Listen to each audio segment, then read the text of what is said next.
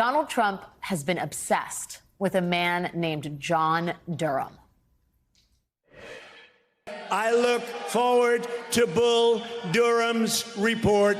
That's the one I look forward to. What happened to Durham? Where's Durham? And by the way, where's Durham? What happened? Where is he? He disappeared. Trump was obsessed with John Durham, who he called Bull Durham, John Durham, because he was the guy who was going to prove once and for all that the entire Trump-Russia investigation was a hoax. Exactly as Trump had always said. Justice was coming. It was just around the corner. John Durham had been handpicked by Trump's Attorney General, Bill Barr, for expressly that purpose.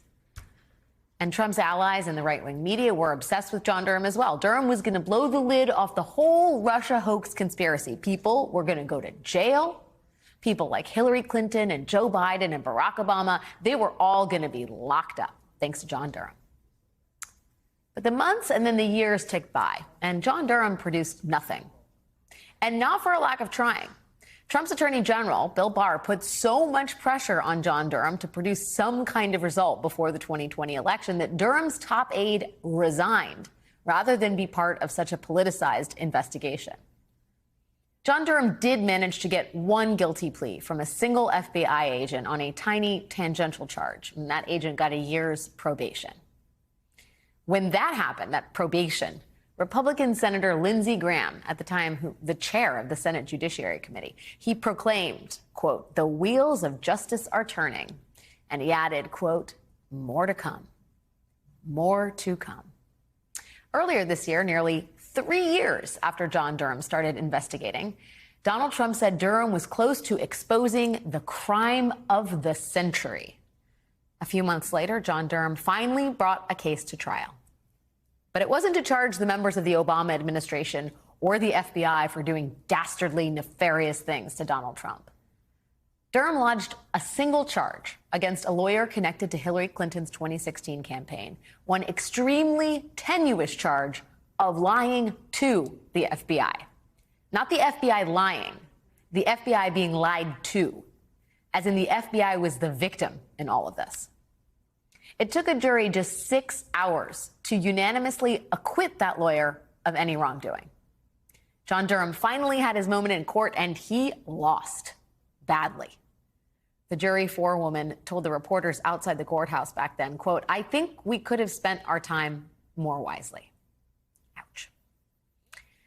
Well, today, John Durham's second and likely final prosecution ended. And you know what? He did slightly better.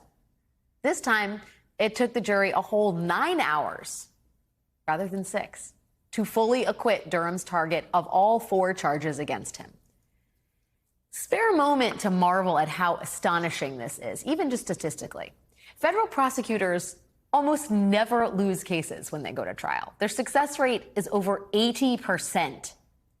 And yet John Durham managed not just to lose, but to lose twice. The other remarkable thing about this latest trial is that John Durham lost, that he, defense didn't call any witnesses, not one, because they didn't need to.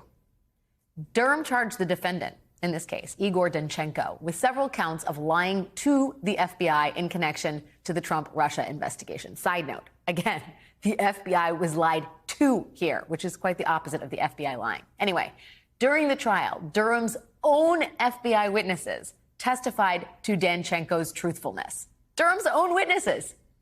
In fact, they said that Danchenko was a model informant whose information had aided them in dozens of investigations. And they said losing Danchenko as an informant damaged national security.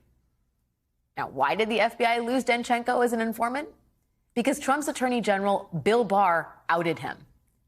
To make Trump happy, Barr handed over sensitive Russia investigation documents to, who else? The wheels of justice are turning, Senator Lindsey Graham. Graham promptly made them public, and Danchenko's identity as an FBI informant was revealed. It was Senator Graham who said the wheels of justice were turning and that there was more to come from the Durham investigation. Turns out the more to come part was a revelation that John Durham, in the end, had nothing. And the investigation that was supposedly uncovering the crime of the century ended today not with a bang, but with a whimper. or perhaps a sad trombone.